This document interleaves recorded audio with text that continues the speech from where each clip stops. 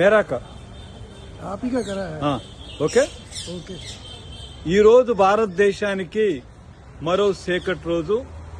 మహాత్మా గాంధీని చంపిన గాడ్సే వారసులు బాపు మహాత్ముడి పేరుతో ఉన్నటువంటి ఉపాధి హామీ చట్టాన్ని రద్దు చేసేశారు వాళ్ళ పార్లమెంట్ లో.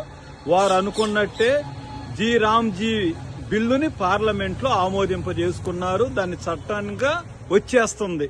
అంటే రేపటి నుండి మహాత్మా గాంధీ గారి పేరుతో ఉన్న ఉపాధి హామీ చట్టం ఉండదు, జీ రామ్జీ పేరుతో ఉన్న చట్టమే వస్తుంది.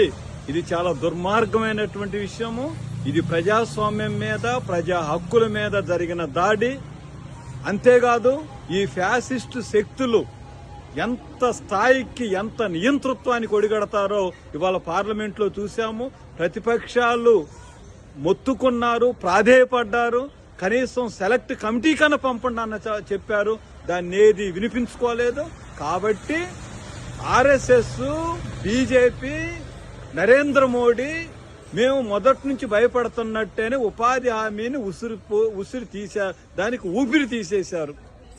గ్రామీణ ప్రాంతాల్లో ధనిక వర్గానికి అనుకూలంగా శ్రామిక వర్గాన్ని పాతరేస్తూ ఈ బీజేపీ ఈ కొత్త చట్టాన్ని తీసుకొని వచ్చారు. దీనికి నిరసనగా ఇప్పటికే మేము ప్రకటించిన కార్యక్రమాలు రేపటి నుంచి మరింత ఉధృతం చేయాలా.